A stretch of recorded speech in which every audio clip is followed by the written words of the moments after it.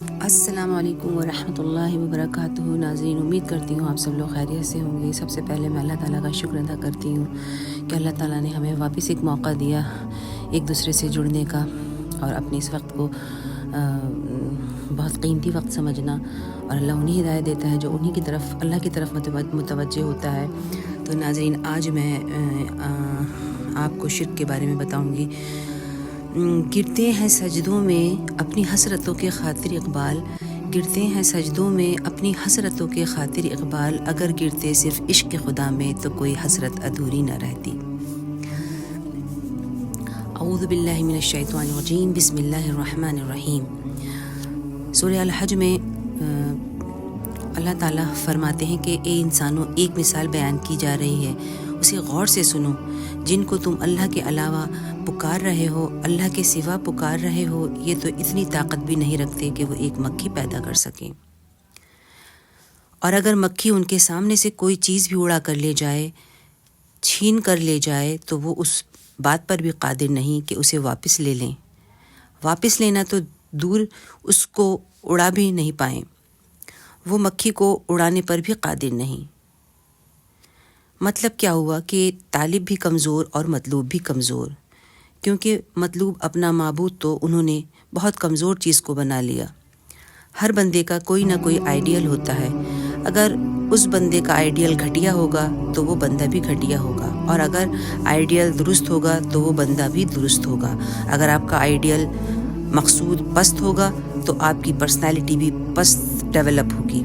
Ideal اونچا اور بلند ہونا چاہیے، لیکن فرمایا ان کا جو مطلوب ہے وہ بھی ضعیف ہے، اور طالب تو اور بھی ضعیف۔ سوچیں، جب ان کا مطلوب ایک مکھی بھی نہیں اڑا سکتا تو طالبوں کا کیا حال ہوگا۔ مطلوب اللہ کے سوا کوئی نہیں ہونا چاہیے، نہ کاروبار مطلوب، نہ اولاد مطلوب، نہ دنیا مطلوب، صرف اللہ مطلوب ہونا چاہیے۔ یہ ہے توحید، صرف ایک واحد ذات، صرف اللہ ہی ہے جو ہمیشہ سے قائم ہے اور رہے گی۔ مخلوق میں سے کسی کی اطاعت کی اجازت نہیں۔ ہاں، خالق کے احکام کے اندر اندر والدین کا حکم بھی مانو، اطاعت کرو، استادوں کا حکم مانو، اگر کسی کو اپنا لیڈر مانا اس کا حکم مانو، لیکن ناٹ بیونڈ، وہ جو کتاب اور سنت کا سرکل ہے اس سے باہر نہیں۔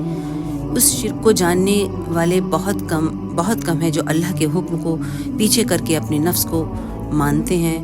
جیسے فرعون شرک کرتا تھا، جو کہتا تھا میں خدا ہوں، میرے جسم پر صرف میرا حکم چلتا ہے، میری نظر میں کوئی خدا نہیں۔ لیکن آج اسی لیے اللہ تعالیٰ نے اس کے جسم کو ہمارے لیے عبرت بنا کر رکھ دیا۔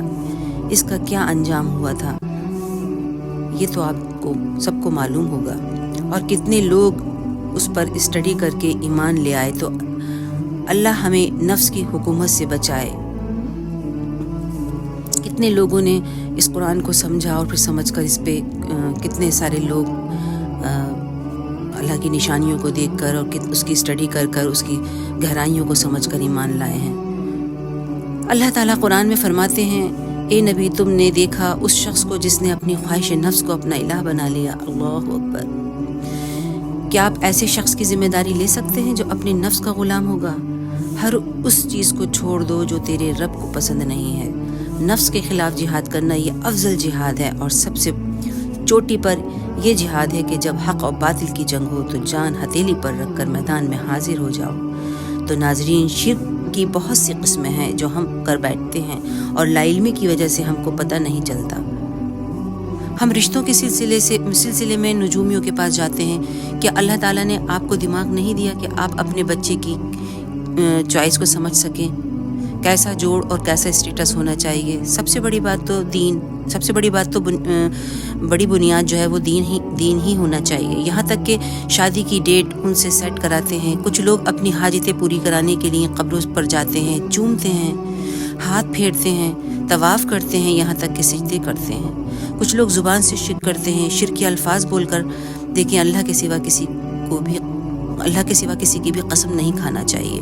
ہم سر کی قسم کھاتے ہیں، غیر اللہ کی قسم کھاتے ہیں، والدین کی قسمیں کھاتے ہیں۔ یہی تمام شرک آگے جا کر شرک کے اکبر بن جاتے ہیں۔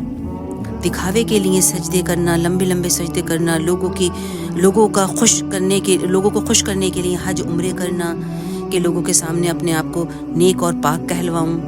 بہت سے لوگ پرندوں سے نحوست پکڑتے ہیں، کسی انسان کو منحوس سمجھنے لگتے ہیں، بلی سے نحوست پکڑتے ہیں۔ تو ناظرین، کوئی بھی چیز نحوست نہیں ہے، منحوس نہیں ہے۔ نحوست تو خود انسان کے گلے میں ٹنگی ہے۔